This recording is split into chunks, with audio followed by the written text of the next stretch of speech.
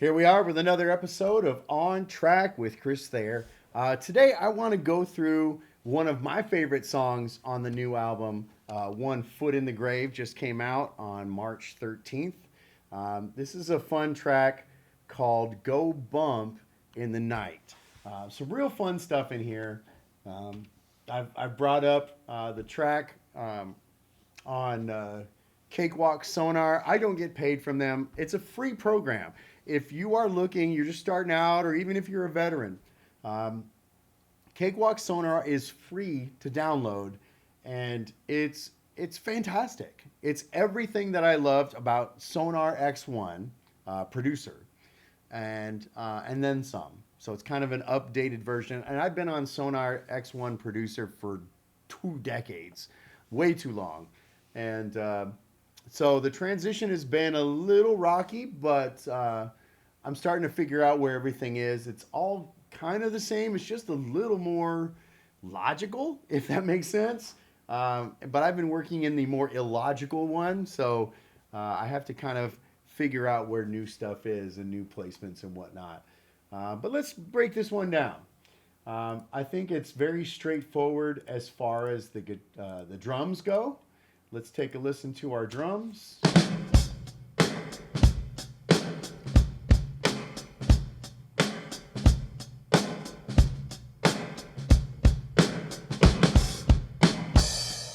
Very straightforward, just a simple groove.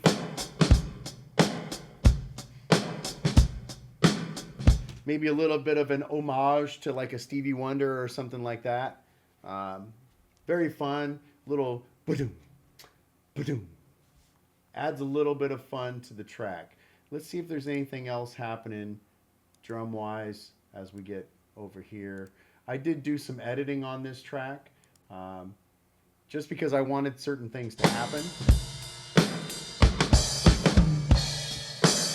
I also had an issue with one of the tom mics. It was hitting a cymbal, or it was hitting the drum was hitting the bass drum or something, because it is a rack tom. Ooh, that's fun.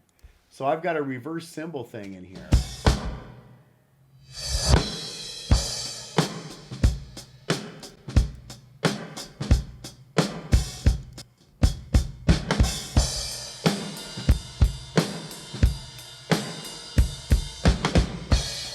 Looks like I might have muted this floor tom. So now I'm kind of curious what's happening with that reversed cymbal, and why I did the edits I did. But let's go back. I know there's some percussion on this one. I know we got some tambourine here.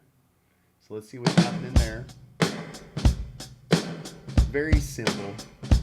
It's a little doubling of the snare. We've got a vibro slap somewhere. I like the Afuchi Kavasa. Oh yeah. We got the tambourine on one side, the Afuchi on the other. I also have the fish, which I'm a fan of the little fish thing. If you don't know what it is, it's the one that goes.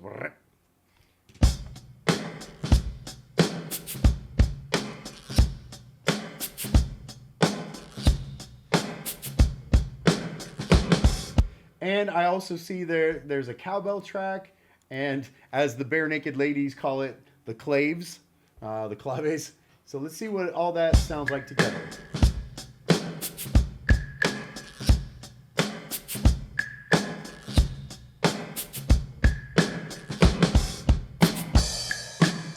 I love all that little ear candy stuff.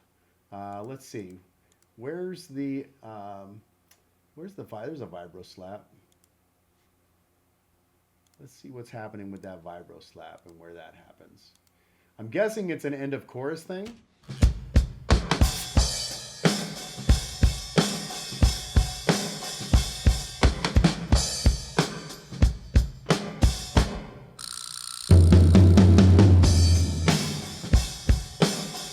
All right, so that is toward the end of the song.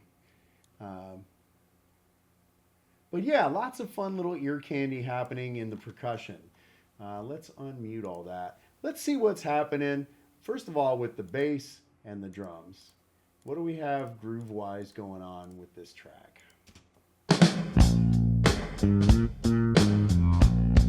Ooh, that's fun.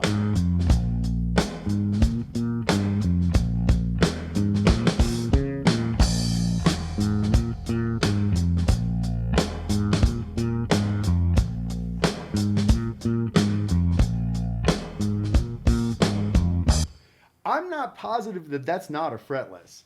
I don't think it is, but it definitely has that vibe to it. Let's see what happens as it goes later in the song.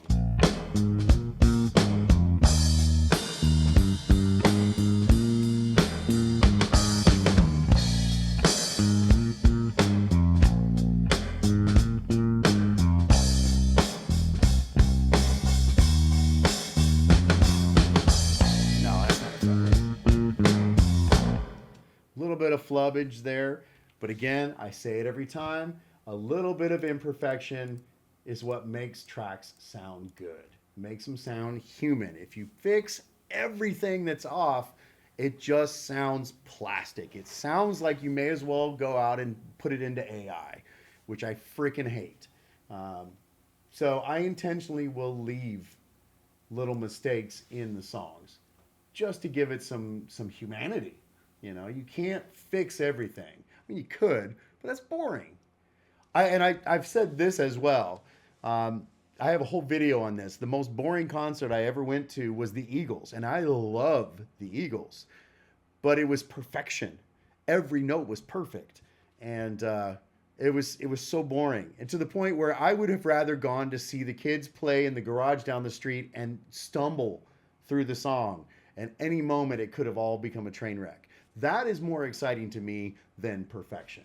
So anyway, get off my soapbox. Here's some guitars. Let's see what we've got.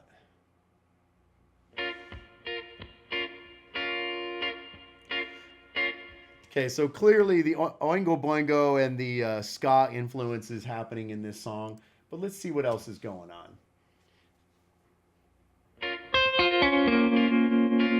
Okay, so you got that little bit of a Leslie feel.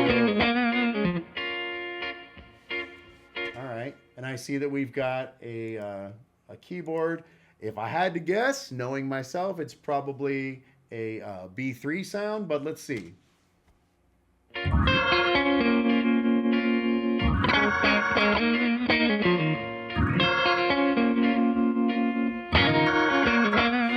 Absolutely an homage to Jim Pugh, who plays phenomenal keyboards. I know him mostly from Robert Cray Band, but that dude is the tastiest mofo ever on keys. Love listening to what he adds. It's really good stuff. Nice little answer.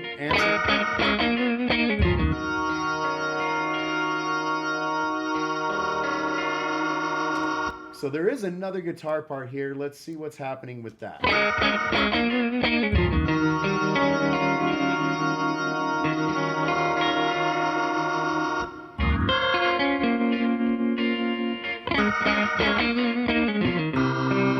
I notice we have heavies as well. Let's put those in and see what we've got when all of it comes together.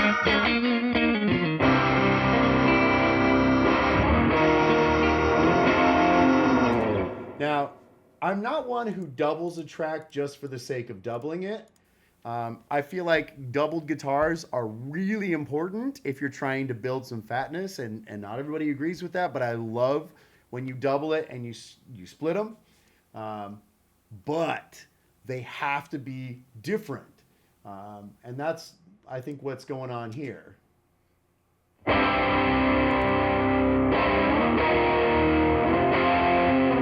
So there's the generally, power chord thing. And then I've got octaves here. When you put those all together, it becomes something really nice. Let's put them all in there. And in fact, let's add the bass in.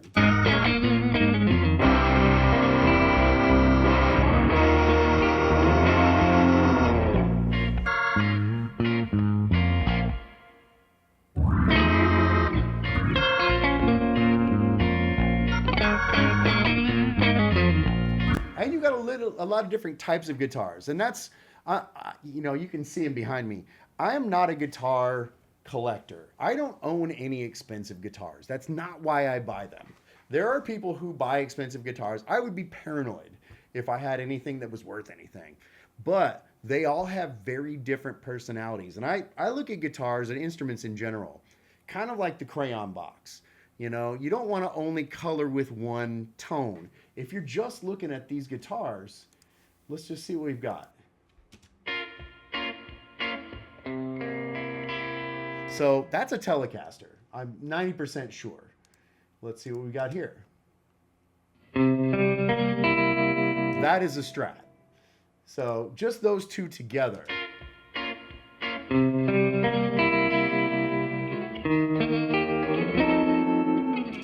Now let's see what's going on with the heavies.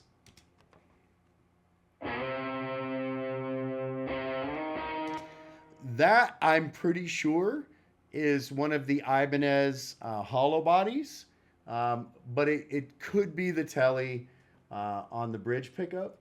I'm pretty sure it's an Ibanez. Let's see what this one's doing.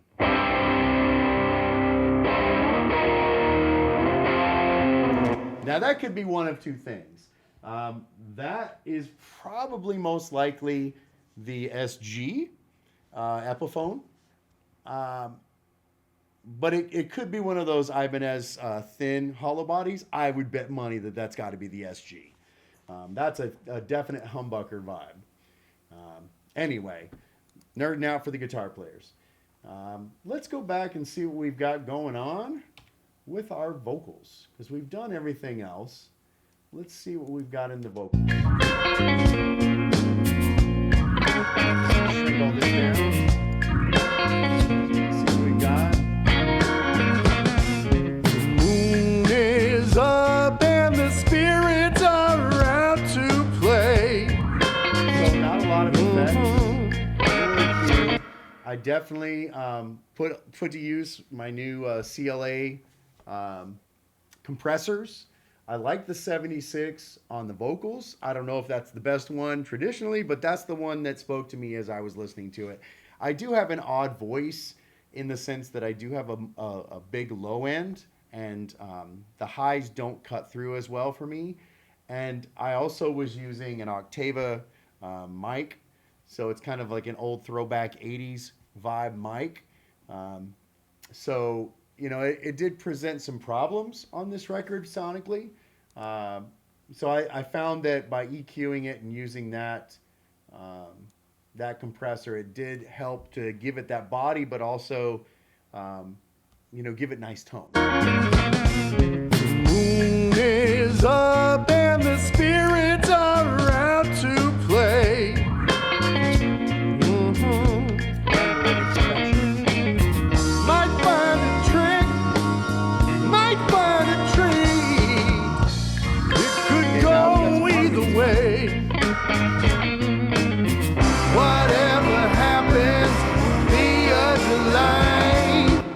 Hear that. Nothing too dramatic going on harmony wise, but let's see what we got. Whatever happens would be a delight. Still a fun part, I didn't go super heavy with the harmonies on this. Whatever happens would be a delight when things go bump in the night. Oh yeah. Right, so I did put some little cheeky moaning things in there as well. Yeah. Oh. So that is not anybody that I know. I did find that online, just to squash any rumors right now. Yeah. But yeah, another very almost all right. The joint is hot and everyone is looking fine, so fine. Your good name is right. Oh, Mr. Knight. She could be Miss Call me anytime.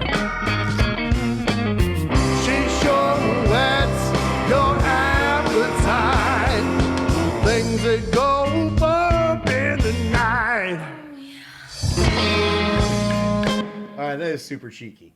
Now let's look at the solo section. Now, songwriting wise, this is one of my favorite solo sections because the changes feel like they're the same thing, but there's a dramatic change. So this is the basic change, basic pattern.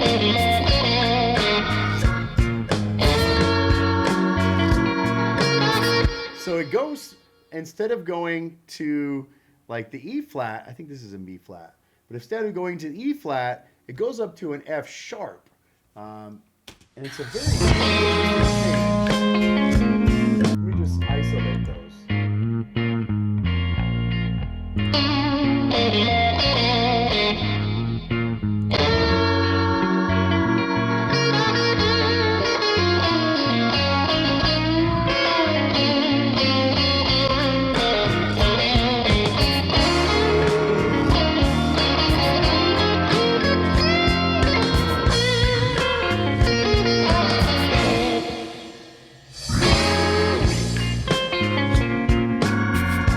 And I absolutely am channeling my Robert Cray influence on that one. For sure, there's some Robert Cray influence in there. But let's see what's happening after we get through this. The steam is rising and everybody glows with sweat. Oh yeah. As I suspected, there are other vocal harmonies. It's last call, and you had a ball, but that sure ain't quite finished yet. You take her home, the mood is right, and dang. All right, I'm a little afraid to see what's going on here because I did do some wacky vocal things in the background. Again, I played all of the instruments on this, so I had to do some things to get it to work. You take her home, the mood is right. All right, so nothing crazy there. She rocks your world, playing out a sign. It's a fun harmony. There are some songs where I couldn't get high enough. I wanted something really high, so I did some pitch shift on it, and I'll try and remember what song that was. But this is not that song, so thankfully. Bump in the night. She rocked. Yeah. That big fat drum right there is beautiful. Let's see.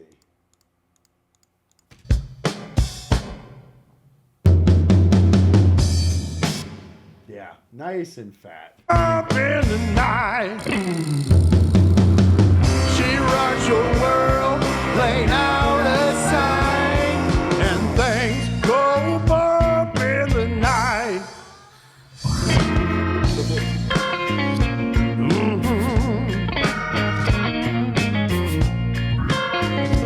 That's right. Now, admittedly, I like this guitar part because she heard it a million times when I was recording it.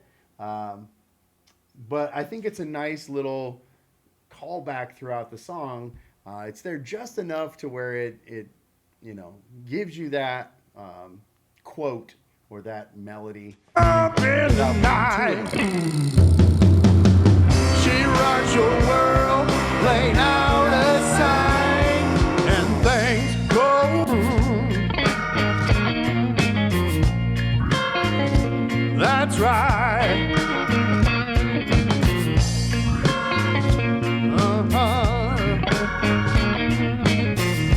So lyrically, I don't want to get too much into it on this song, but this is one of those ones where, clearly, this is not, if it's called Go Bump in the Night, this is not about, Halloween or scary stuff or monsters or whatever. Clearly, bump is a metaphor for naughty business. So I definitely didn't want it to be subtle. And lyrically, if you listen to it, it's not at all subtle. But it is some of my favorite lyrics in this song, and I will go through it on another video. But they're like probably my favorite line in here is it's not could be Miss Right or Miss Tonight. She could be Miss Call Me Anytime. It's not that one. Might find a trick, might find a treat, and of course, trick is obviously uh, some fun slang. But again, trick or treat, playing with the expectation that this is kind of a Halloween themed song. It is absolutely not. So anyway, I'll go into that stuff on another video.